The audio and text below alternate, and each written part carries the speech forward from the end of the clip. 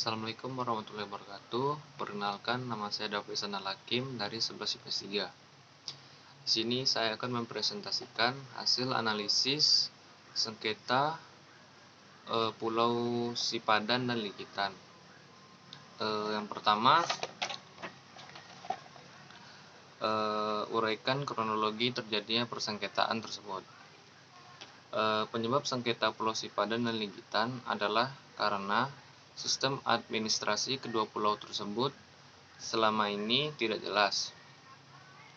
Dalam peraturan perundang-undangan Indonesia, kedua pulau itu tidak tercantum sebagai wilayah kedaulatan NKRI. Padahal dalam hukum internasional, apabila suatu negara mengklaim suatu wilayah, harus terdapat bukti yang menunjukkan hal tersebut.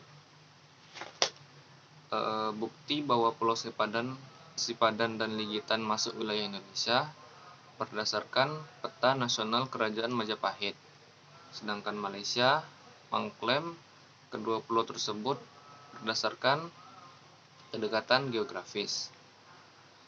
Namun, kehidupan di Sipadan dan Ligitan lebih cenderung ke Malaysia, yang ditunjukkan oleh bahasa yang digunakan sehari-hari adalah bahasa Melayu. Transaksi dilakukan sehari-hari menggunakan mata uang ringgit Malaysia. Dan penduduk Sipadan dan Ligitan tidak memiliki kartu tanda penduduk Indonesia. Yang kedua, apakah persengketaan tersebut dapat mengancam keutuhan wilayah negara kita? Menurut saya, ya. Karena persengketaan tersebut dapat menyebabkan hilangnya salah satu wilayah kekuasaan Indonesia ke tangan negara asing sehingga dapat merusak keutuhan negara. Yang ketiga, apa saja yang dilakukan pemerintah dalam menghadapi persengketaan tersebut dan bagaimana hasilnya?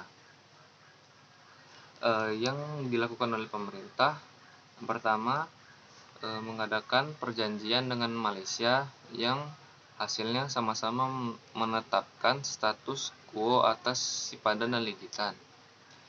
Yang kedua, Indonesia berusaha membawa kasus ini ke Dewan Tinggi ASEAN, tetapi selalu ditolak oleh Malaysia. Yang ketiga, Indonesia dan Malaysia sepakat membawa sengketa ini ke ICJ atau Mahkamah Internasional. Hasilnya, ICJ atau Mahkamah Internasional memenangkan Malaysia sebagai pemilik sah Pulau Sipadan dan Ligitan, karena memang bukti kepemilikan Malaysia yang lebih kuat. Yang keempat, bagaimana perasaanmu ketika tahu bahwa pada akhirnya Pulau Sipadan dan Ligitan lepas ke tangan Malaysia? Perasaan saya kecewa karena pemerintah tidak bisa mempertahankan kedua pulau tersebut sehingga lepas ke tangan Malaysia. Yang kelima, apa penyebab lepasnya Pulau Sipadan dan Ligitan ke tangan Malaysia? Penyebabnya adalah kurangnya bukti kepemilikan Indonesia atas Pulau Sipadan dan Ligitan yang menyebabkan Indonesia kalah dalam sidang ICJ.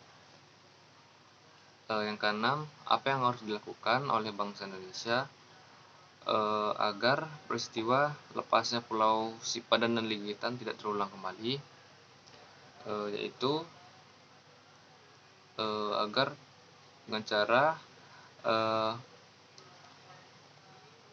pengendalian yang efektif di wilayah perbatasan untuk